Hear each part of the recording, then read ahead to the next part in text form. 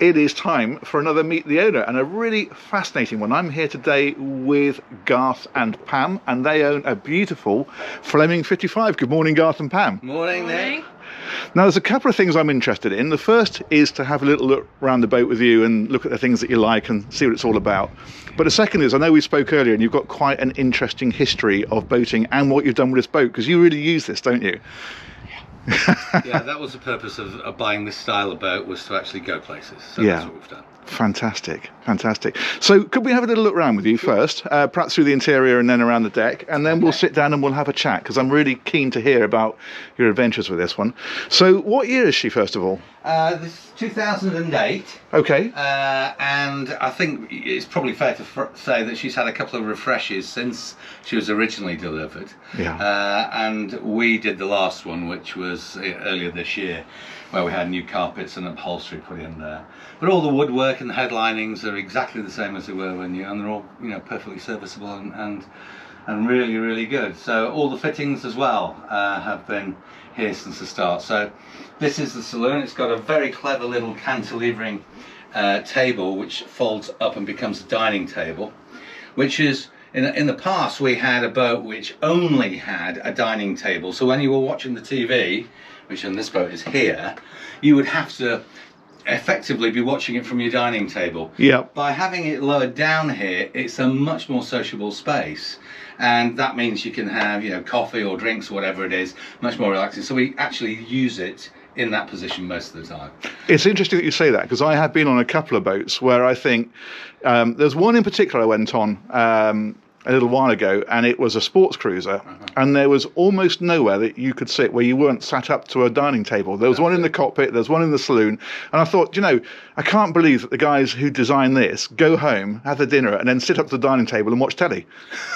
Absolutely, and it was one of the things, after watching your channel, so many of your episodes, it was one of the things that guided us to the boats that we were interested in looking at going forward. So where was there a separation of being able to sit down at a dinner table and also having a relaxing space? Yeah. So we get it in one here, so we're pleased about that. Yeah, I have to say, the condition on this, if you told me this was 2 years old, I would not have given it a second's thought, because it looks fantastic. Well, that is one of the things about Fleming's. The boat next door is a very similar age, also right next to us here in the marina.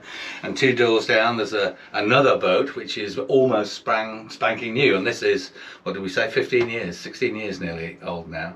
And exterior-wise, to the untrained eye, you would find it very difficult to, to figure out what the differences were. Yeah, I think with Fleming, it's very much about gentle evolution, isn't it? Indeed. And in fact, I believe, all of the interior is effectively exactly the same. So yeah, this is the galley. Couldn't be better equipped, really. We've got the full oven, microwave combination oven, a perfectly serviceable dishwasher, and then a few things which are quite American in style, but they really, really work on this boat. One of them is a garbage disposal unit. Ah, okay. Which is, a thing sort of from the past in our country, but it works really well on a boat, because it means all of the organic stuff you can put down there when you're, crossing the sea or whatever it is, and you can get rid of that kind of organic matter, and that's fantastic, because this is the other American thing, which is the garbage compactor. Right. So in our experience, when you've been going for longer extended cruises away from a marina, garbage build-up, cans, tins, all that kind of thing, plastics or cardboard, that's a real pain in the neck to try and store it somewhere. That makes light work of it all, because it compresses it all down, and that's why the organic stuff goes out and it's only the dry stuff that gets compacted. It's great, we can go for days and days and just keep it compacted. Fantastic, that makes an awful lot of sense. We've got some fairly big refrigeration here as well, I see. It is, you're pretty much a standard fridge freezer from the US style, and ice on tap, very important on a gin palace. Yeah. Which I wouldn't actually call this a gin palace, but no, I know what you mean. We do serve gin. Right.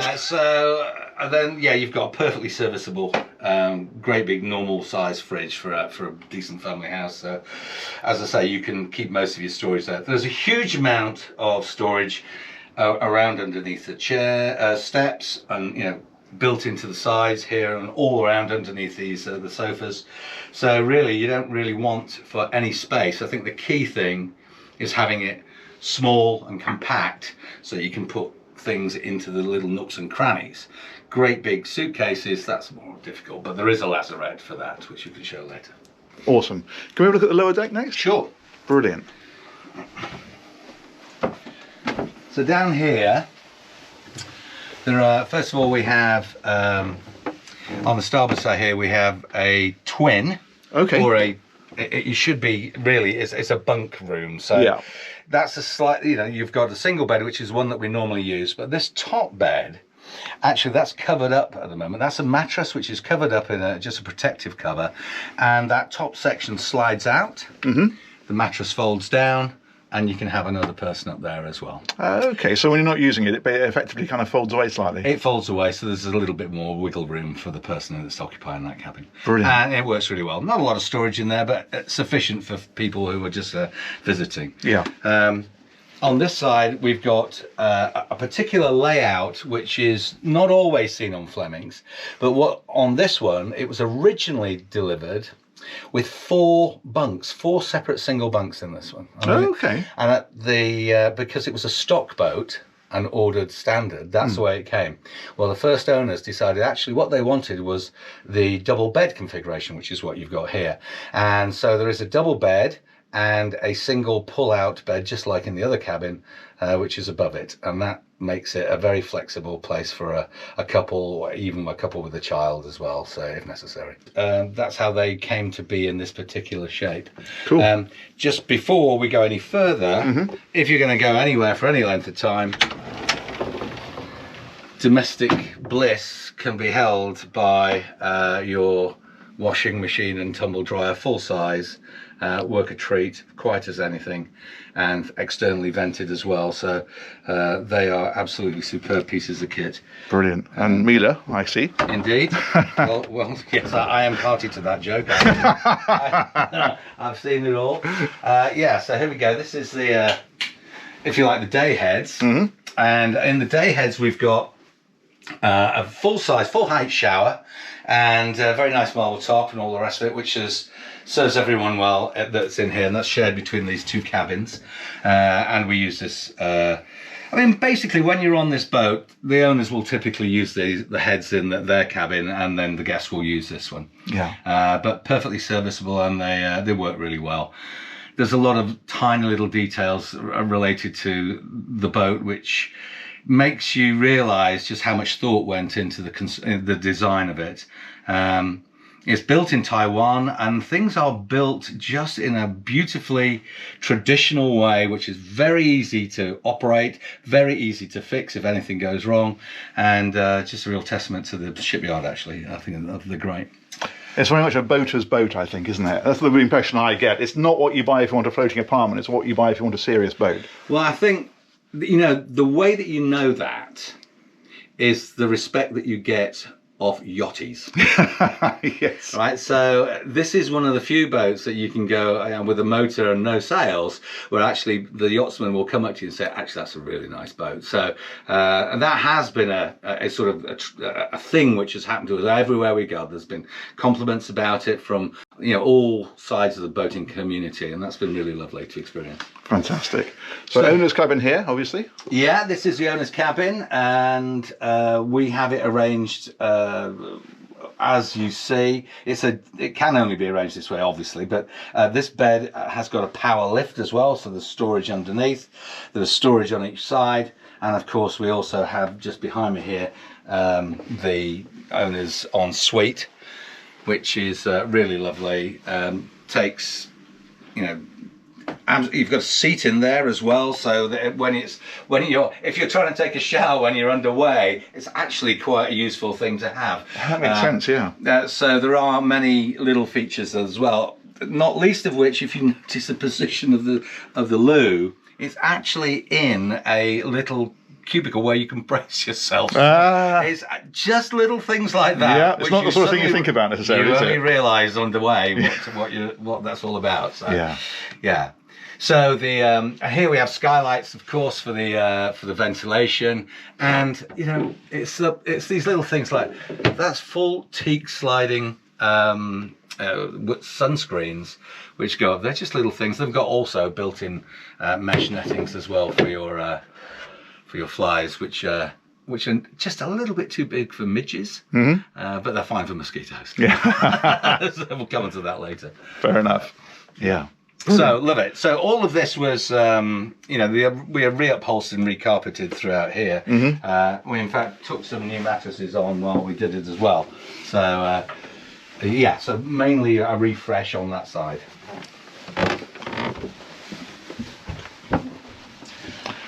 Okay, up the stairs. Yep. I think this is one of the things that really marks these Flemings out, is the fact that for a 55-foot boat to have a completely separate bridge, that's quite impressive, isn't it? Well, I love it.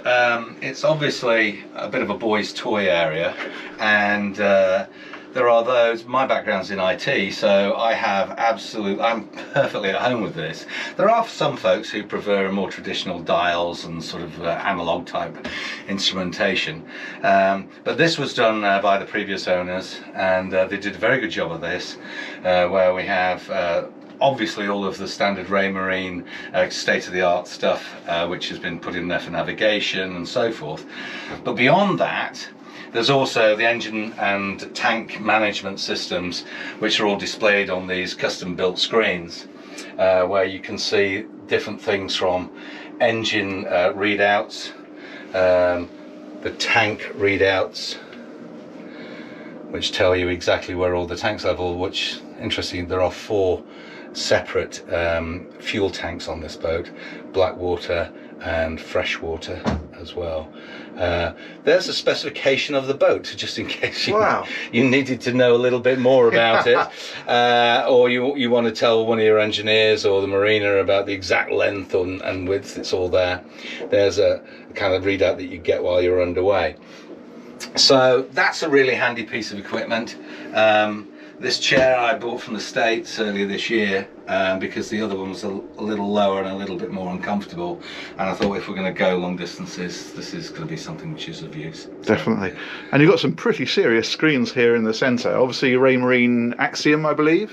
They are. These are the big, I think they're 22-inch, aren't they? I can't quite remember the size. Fair size, that's for sure. And as you can see, they're all touch sensitive as well, so that you can see there's the boat. And our little purple, you might pick that up, but it's a little purple track that shows you that we came in back here. And yeah, so there's where we are in the marina, out at the top. It's so accurate, isn't it? Showing the actual berth. It's amazing.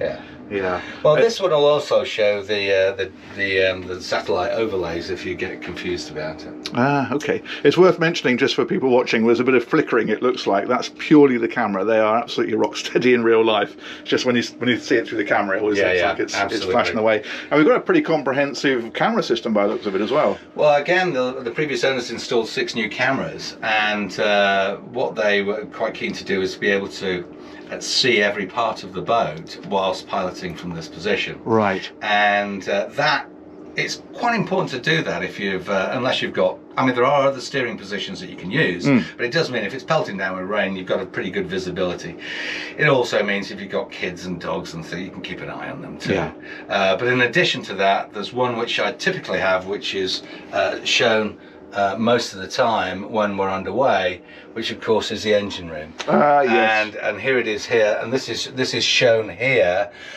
Even without any lighting on the engine room, it picks up pretty much the enough information from the engine room that you can see even when it's dark in there. That's very reassuring, isn't it? Yeah, it is. Yeah, totally. And so, in fact, when you go down there, you'd think you hadn't been anywhere. It looks identical every time you go down there, so nothing moves around. Yeah, fantastic. This particular one has got also this strange augmented reality solution. Oh, okay. Okay, so where you take, in fact, if I make that full screen over here, I can, let's go, is that forward? Yes, it is.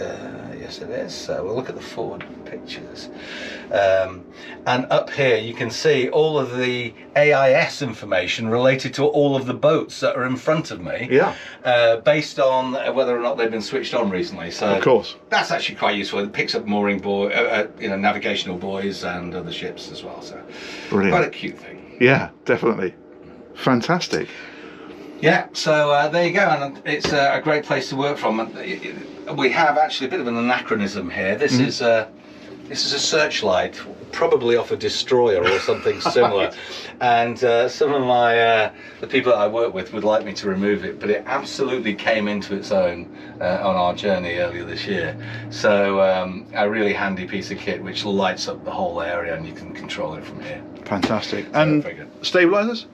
Stabilizers, absolutely brilliant. When you're underway, then they will act and keep the boats absolutely level. Well, you know, depending on the state of the sea, Of course. But they work on it. You know, it stops the roll, not the pitch, but it'll stop the roll, and makes a huge difference to the comfort on the boat. Yeah. Really, really impressed by them. Yeah. Yeah. Superb. Okay, and we've got access to the Flybridge from here as well, haven't we? Well, we do. Actually, I was going to say before we go, Yeah. this area is really handy because it gives you and the passengers. In fact, when we were underway, we would often have 6 or 7 people up here. Really? Somebody sat on the stairs, somebody wedged there, some other people here, and everybody sharing the space, and it works really well. But in addition, there is a piece that goes here, so that if you need to do a long passage and just hand over the reins for an hour or while you get some well-earned sleep, you can do that, and that is something that we've done as well. Works really well. So it's basically like a day bed, makes sense. It's a pilot berth. Right, It's okay. exactly that. So you would lie down there, put somebody, train them up on the helm, say, right, anything goes wrong, Yep. if this looks out of order, if this looks out of order, or if you have any concerns, just nudge me, and I'm right here. Yeah. And so yes, we did quite a lot of that actually. That's brilliant. It Yeah. works well. Yeah, fantastic. So upstairs, on the Flybridge, again, slightly overhauled by us. We've had new upholstery made, this is effectively, it's Silvertex, or it's the same manufacturer as Silvertex. So it's a vinyl with a sort of a nice feel to it. Very robust, and it also gives you that waterproof stuff that you're going to need around here. It means you don't have to cover it up every second that the rain starts to come down. And also, it you know, you can have it out most of the time, rather, and when it's finished raining, you wipe it and it's dry again. So that's great. Brilliant. Yeah. So back at the helm position up here, we've got a similar arrangement to downstairs. Exactly the same sets of controls, but in miniature. And so this is a great place to be when the weather's fine, or it's you know, you're perhaps in a difficult berthing area, and you just want to keep a good eye on all the things around you. This is where you can see the whole of the boat from. Yeah, you've got a hell of a view from up here, haven't you? So back here, this is the final set of steps back down to the cockpit area, and you can actually see straight down there from the helm as well, which is quite nice. Yeah, that's ideal. And a pretty decent tender up here as well by the look of it. Yeah, this is an aluminium hulled tender, which means it's a little lighter. It's got an outboard. You see a lot of the more modern sort of boats with the garages, they will have, you know, a Williams on, which are absolutely great fun. I used to have one, but I think completely inappropriate for the kind of work that I was doing before, doing on this trip, I should say, where you're running hard up onto a beach, you're going straight onto over kelp, all that kind of thing, where you don't really want to have it sucked into an intake. Of course. You're going to get it caught around the props, but that's dead easy to Yeah, you can reach that, can't you? So in fact, if you look over to that boat, that is exactly the same tender that we have under the covers here. Yeah. Perfect. So yeah, so aluminium, it's a little bit lighter as well. Yep. So the crane that we have, I must admit, when I first got it, I thought, you know, that would be a bit of a challenge to be able to craning it on and off, and but in fact I can do it single-handedly now in still weather, when it's rocking a little bit. There's 2 of us. Yeah. But yeah, it's a doddle, and actually a lot easier than pulling it out of the garage that I used to have on one of my previous boats. Cool. Interesting. Down in here, the barbecue. that comes up, and that's a barbecue cover there. So there's cooking that goes on up here in the fresh air. Fantastic. That is lovely. Yeah. So just cantilevers, I guess. It does. it cantilevers out, pulls up there. I had that replaced because it had been a little old, so the grill itself unit I had replaced, but the location and the framing was all original. One of the things that I did when we first decided to go up to Scotland in the boat was to take a good look at the life rafts. And on this boat, its background is that it was coded for charter. Oh, right, okay. And so there are some features on this boat which are quite interesting to do with the rails and so forth and other little bits and pieces. But they had a 10-man life raft. And I just decided that, and given its vintage, it was bigger, or actually it was a little smaller perhaps than today's 10-man, but it was quite a lump.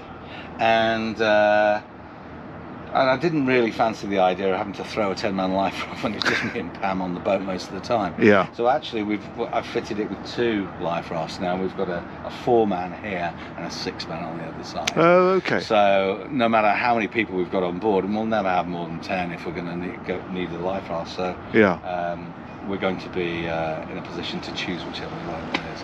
Yeah, that makes sense. That's a good idea. If we have to. Yeah. Yeah. Cool. Okay, that's great.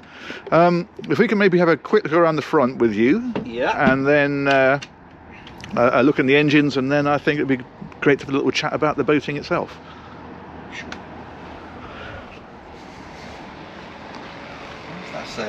It's either a raisin or a piece of plastic. Dropped by a bird, perhaps. Yeah.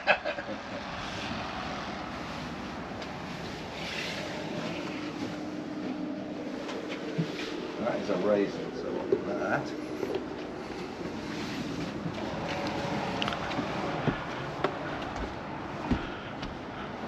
This is a nice space. Well, you know, it struck us when we first got it, and you should speak to Pam about this, because this is more, you know, of some of the things which really interested her at the start. Having come from a background in the Mediterranean, she in particular, was interested in where can we lie out and get some sun and so forth. And well, perhaps we weren't lying out on a deck in quite the same way, but you get plenty of exposure to nice weather out here, and you're able to, you know, watch yourself underway. Yeah. Take a look at the dolphins, which inevitably accompany you when you're on these kind of trips. And I've got some great photographs of, you know, the family up here, the dog up here, just watching everything go by. So it's a really lovely space, and you know, very flexible, because if you really wanted to, you can put your yoga mat down here and do all those kind of exercises too. As you can see, I probably do that most days.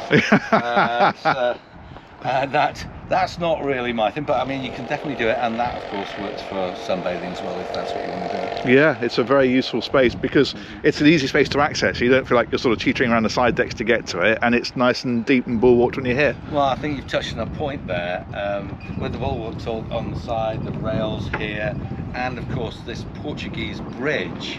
It's a very safe place for kids and dogs as well, and for adults. If it's pitching away and you need to get out and maybe do something with a windscreen, whatever it is, you're quite secure on that side of it. You've got rails and handrails all the way around, and so yeah, it's just a well thought through piece of kit. Yeah, makes the whole length of the boat usable, doesn't it? It does, it does. Yeah. I was mentioning about a new anchor. There's our new ultra anchor that we put on there. Oh, that's a serious bit of kit. Look at that. We like a bit of ultra action. And I actually upgraded it on a previous boat to an ultra anchor as well. So I'm a big fan, and it didn't let us down at all. I think, in fact, yeah, we did anchor quite a lot while we were out as well. Sometimes in exposed areas. So, yeah, it's well very proven. effective. Yeah, excellent, fantastic, good. Well, just the engine stuff to look at then, if we may, Sure. and then we'll have a sit down and have a chat.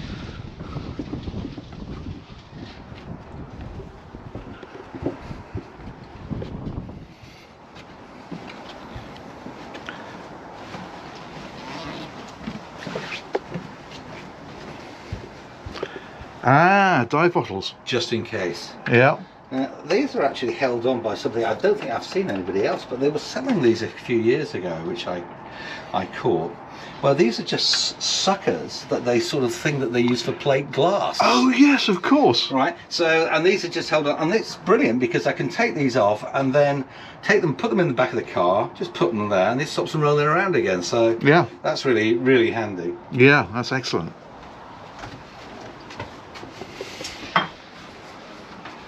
Now, let's have a look in here.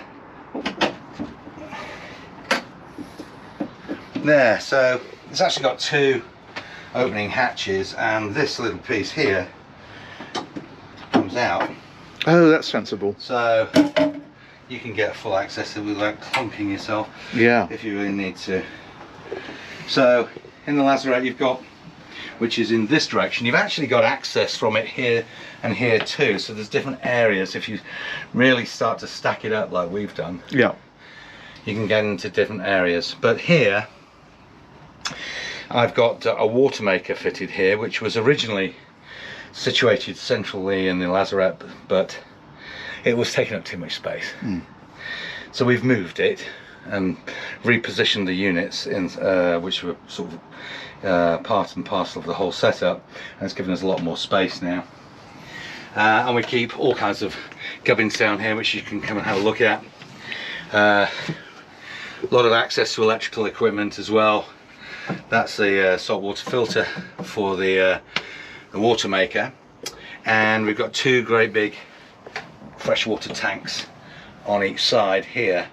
It's about over 1,000 litres of water that this thing will carry. Wow. Which is great, and they're balanced as well, so you just feed one side. Excellent. And underway, you keep this door shut. Mm-hmm. This is the access to the engine room, which you go in through here. Brilliant. I'll follow you in if I may. Right.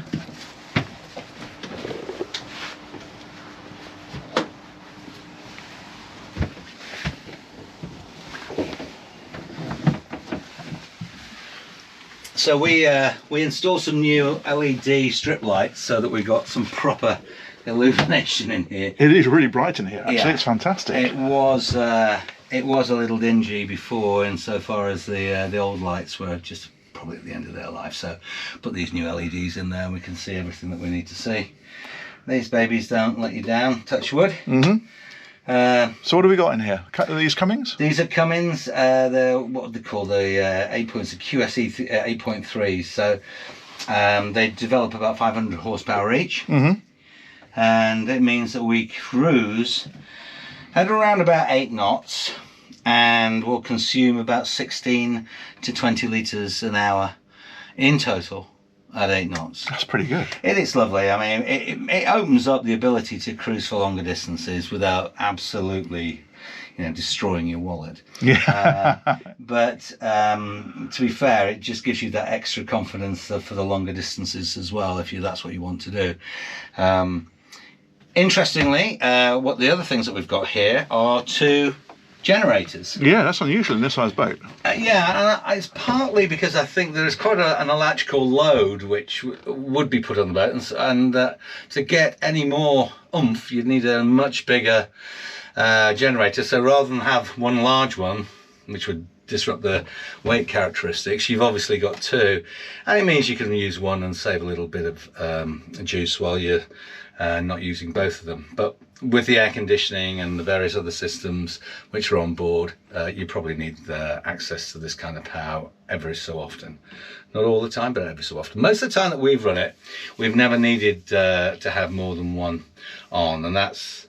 But if you think about washing machine, tumble dryer, oven, Yeah. fridge, Yeah. and so that's quite a load. Yeah. And it's nice not to have to think about, okay, well, we've got that and that on, so we can't turn that on. If you've got that extra capacity, you haven't got to worry about what you're using and what you're not. Well, you do. In fact, the major issue is more about what the shore power can give you. Yeah. Because, as you probably know, there's the marinas that you go to will be quite often those trip switches have tripped many times, and they soften up over time, and so you're not getting anywhere near 16 amps by the time it trips. Yeah. That's if you've got a 16 amp outlet. One of the nice things about this boat again is it's actually got two separate sockets that we can plug external shore power into, and we can take two 16 amp feeds, or in fact two 32 amp feeds on board. Okay. So it's not just a convenience factor for whether or not you're stern to or forward in. It's actually to give you a bit of extra oomph if you need it. Yeah, absolutely. So there's room enough in here for some storage as well. You know, we've got spares and battery knocking around. We've got some those are water pumps, actually. That's one of the fresh water pumps, which apparently used to be an issue, but since they went to these new ones, there's no problem at all. But they have a spare on board as well. Mm-hmm. We've got our fire control system, and this little beastie here is that is the pump which powers the air horns that are on the bridge, wow. on the bridge. And if you really want to damage your eardrums, you want to stand by that when that goes off, because it's insanely loud. Really? Yeah, so they're really, really effective. In fact, I'm almost frightened to use them now that I've actually given somebody a few scares.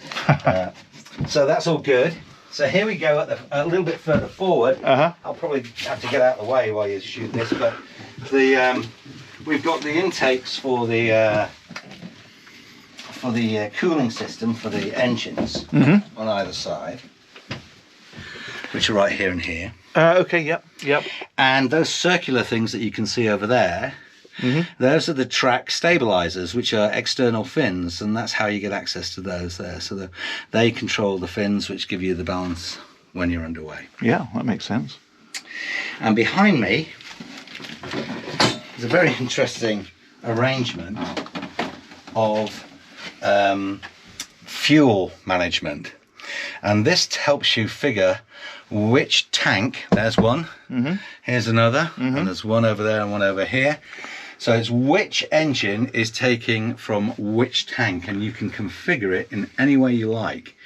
And they're completely isolated, so that if you do take on a contaminated load, it's best done while you've got another bank which is still partially full. So if there's a problem with the stuff you've taken on, you can continue running off the stuff that you've already got. That makes sense, yeah. But down here, just to prevent all that, you also have a fuel polishing system. Oh, that's helpful. So all of this stuff means that we get decent quality fuel even before it's fed into the filters for the engines.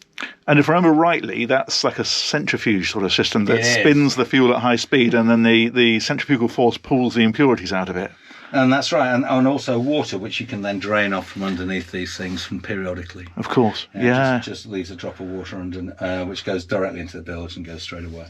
Yeah. But yeah, very, very clever system. In fact, there are so many systems on this boat that it does take quite some work to try and get your head around everything that's going on, and quite a lot of thinking. But it's all there for redundancy, all there for safety. And it just, touch wood, as I say, it works brilliantly well. You've got one of the pumps over here. You can see the blue pipes over there. That's actually taking hot water from the engine and putting it to the calorifier, which gives us hot water on board. So we can use the engine heat to heat up the water in the boat. So we got hot water that way.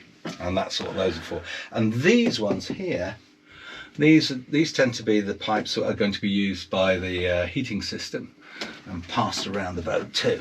So we've got one of the Eberspracher heaters in the lazarette, and that gives us hot water. It gives us hot air throughout the boat. Right, so you've got air conditioning, and separate to that you've got heating. Indeed, so the air conditioning works great. Obviously, when you need to be in cooling down, that's all great.